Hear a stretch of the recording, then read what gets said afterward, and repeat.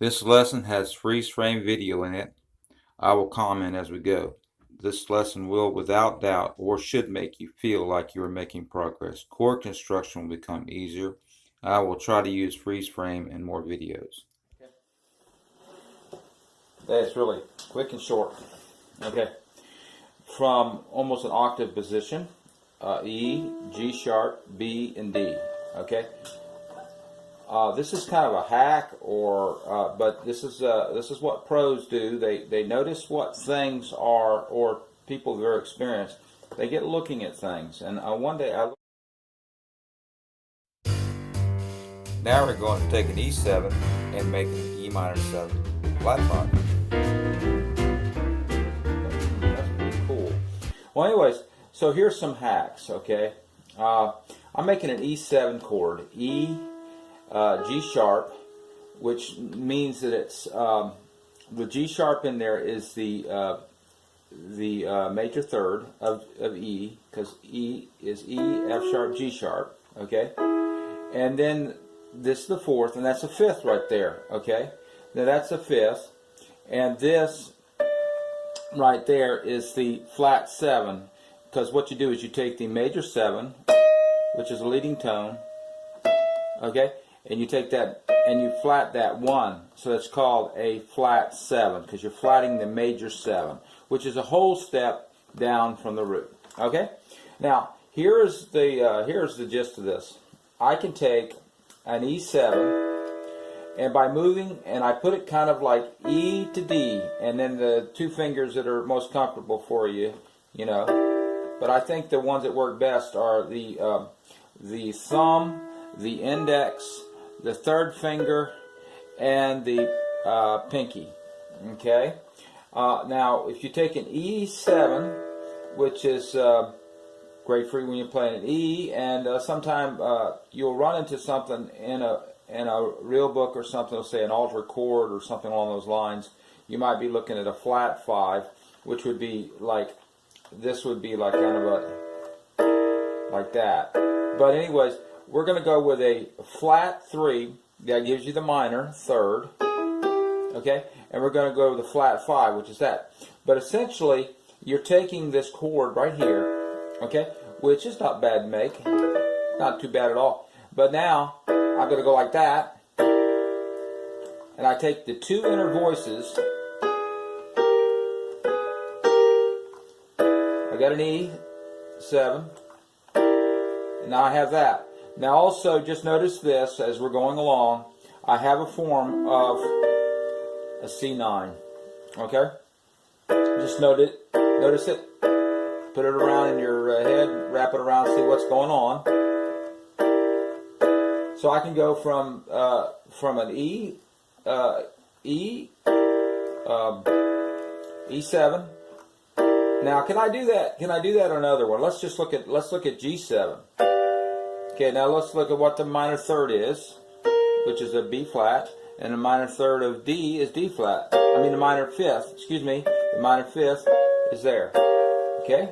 So you can go from, if you wanted to go from a G minor 7 flat 5, you would be going, okay, G minor 7 flat 5 right there. So you could go either way. Say you're here and you want to go to a G7, well, you just take those and raise them up. You might even hear something like that. Okay? Now, how does it work in other things? Let's try a D7. D7, D, F sharp, A, C. That's the 1, the major third, the fifth, the flat 7. Now I'm going to take these two inner ones. Okay, go like that. Now I have a D minor 7 flat 5. D minor, which is the minor third. 7, which is the flat 7. And the flat 5. How does it work on... now, of course, this works in other forms also. Other inversions. But let's just keep it simple. Okay, so you go from a D7 to a D minor 7 flat 5. Now, let's say, what about if I wanted to go some crazy chord? Let's go with E flat 7. E flat 7. Does it do the same thing? Guess what? If it does it one time, it'll do it forever. So E minor 7 flat 5 right there. That's how quick you can get it. Now, if you wanted to look at it, you could go like, okay. Oh, so that would be like, if I wanted to look at that and I go like, well, what am I really got here? I go, that's the root, that's the third, that's the fifth, that's a flat 7. Take it down. Okay, I have the same basic thing we've been talking about. E flat, G flat, which is the minor third, the flat fifth, and the flat 7. Okay, let's do another one. The music I'm talking over is the Jazz. It's free audio library, YouTube. Now let's say it's a C7 to a C minor 7 flat 5. Okay, let's take this step by step. Remember, we must know the basics. C is a real good place to start. It's all the white keys. First definitions. B5 is flat 5. C7 is called a dominant C chord. C scale is C, D, E, F, G, A, B, and C. C major chord is the 1, the 3, the 5, the 7. That would be C, E, G, B. C7 is C, E, G, B flat, or 1, 3, 5, flat 7. I will stop here. The answer is next, but see if you can find a C minor 7 flat 5. This is very important stuff if you want to do jazz and more complicated music. Thank you. Root position, okay? Just take these two middle ones. That's a C minor 7 flat 5 all day long. Let's see, let's go ahead and D flat. Let's go with a D flat 7. Which is all you do is you make a D flat, okay? And add the D flat is there. Go down one whole step, okay? That's a D flat 7. That gives you your dominant. So it goes, you can hear it. It wants to go to another chord, okay? So that's a dominant, okay? Now you take right here, okay? Now remember the rule is just take those middle downs, okay? Here you got the dominant. Yep, that's it. Here it is, D flat. There it is. Sounds a little funny there. Yeah, that's okay. Now E flat 7. Now what about E flat? Now go with the E7 as we discussed before. Okay, that's E minor 7 flat 5. Okay, let's get F7. F7. Okay. I'm not even looking at it because I know it's going to be the two ones in the middle. F minor 7 flat 5. Okay, F sharp 7. Okay, F sharp 7. Let's look at that. Okay, it's got to be the two in the middle. Is it? There's your 5. There's your third. There's your minor third. That becomes an F minor 7. Okay, F minor 7. F sharp minor 7 flat 5.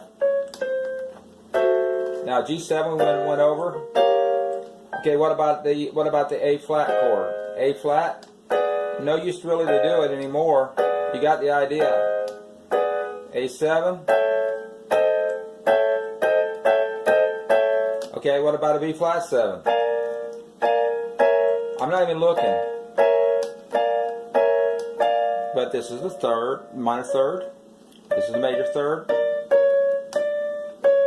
And okay, so you're coming down with these. What about a B7? B minor 7 flat 5. Okay, this is the way we're going to end. Okay, how many of you have seen this right here? That's the triad version. Okay, now you go, you just nonchalantly go C major 7, D minor 7, E minor 7, F major 7, G dominant 7 or G7, A minor 7, and then there's a B minor 7. No, it's not. It's a B minor 7 flat 5. Well, how did it is? Well, remember, the rule is if you're on a, if you want to see what that is, take your middle ones and see if you can get the dominant out of it. That right there. We're working backwards. So that's how your B minor 7, your B7 turns to a B minor 7 flat 5. B minor 7 flat 5. Okay, I think I exhausted this, but remember these also, this right here, try to put it together. What you're actually doing here, this right here is a form. When I bring it from an E7 to a E minor 7 flat 5, just think about it. I said that this is also a C9, so that gets you thinking. Well, wait a minute. What if I took this down to here, go down there? What would happen on every one? So you know you're going E, D, C. So it's 3 whole notes down. I'll leave that you to think about. I haven't explored that, believe it or not. So you're going from an E, and keep in mind that anything can be described in another way. You can already describe this as a C something, but don't think that way in this. Think of this as from the root E7, E7 flat 5, E minor 7 flat 5, E minor 7 flat 5. That quick. We're done.